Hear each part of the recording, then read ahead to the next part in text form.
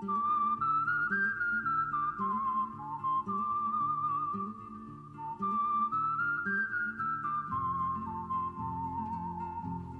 سرزمین وحشی قلمرو ماست.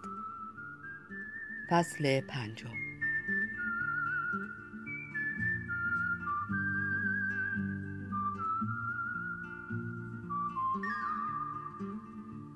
اولیویا تقلا کرد و فریاد زد: ولم کن، باید نجاتش بدم، ولم کن لعنتی. اریک گفت: کاری ازت بر نمیاد. سرعت اون هارپی خیلی بیشتر از توه. غذاشو گرفت. غذا؟ اون یه پری دریایی جاش ماهی یا یه پرنده میگرفت. اشکهایش سرازیر شدن. ساویر گفت: متاسفم، اولین روزتون خراب شد. اولین گفت: اولیویا حساسه و نباید این صحنه رو میدید، ولی تقصیر هیچ کس نیست. اریک بالاخره موفق شد اولیویا را آرام کند. طبیعت همینه. غذایی که میخوری از حیوانهایی مثل این هاست، ولی حالا در عوضش میتونی پری دریایی ها رو ببینی. فعلا که چیزی برای ترسیدن و پنهان شدن ندارن. راست میگی؟ معلومه، بیا. سپس هر دو به سمت دریاچه رفتند. اریک با فریاد گفت: این دختر تولدشه. بابت اون پری متاسفم، ولی حالا دیگه خطری نیست. این هم که شما رو دیدن. مدتی بعد تعدادی سر از آب بیرون آمدند، چندین دختر و پسر. اولیویا چشمان خیسش را پاک کرد تا بهتر بتواند آنها را ببیند. بقیه به دریاچه نزدیک شدند. شارلوت بی توجه به لباسهایش به زیر آب رفت. آنها واقعا پری بودند. دمهایشان به آرامی در آب حرکت می کردند. با تنگی نفسش به سطح آب آمد. رو به لیام و اولین گفت: آره، مثل ماهی ها دم دارن. اولیویا هم به سمت داخل دریاچه و پری دریایی ها آمد.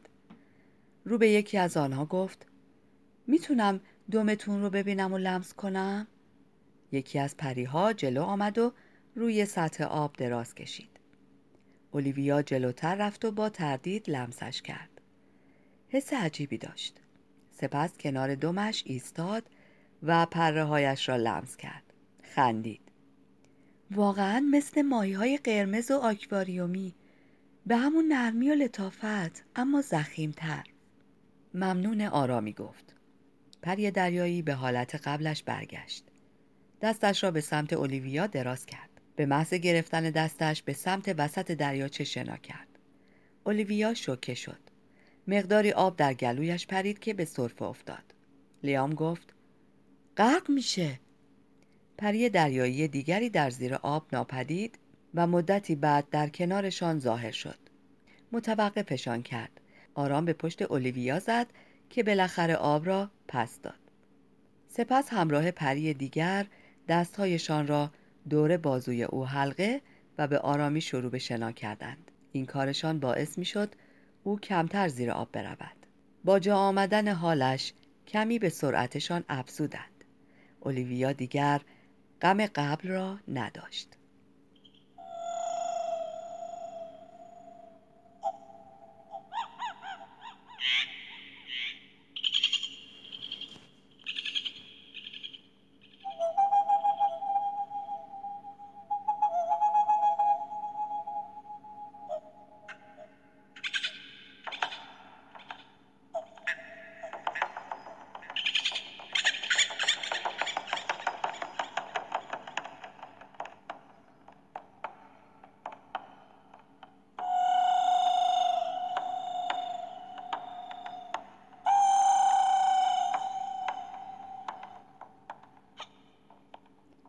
شارلوت گفت: اگه اون اتفاق نیفتاده بود الان این شادترین لحظه براش بود.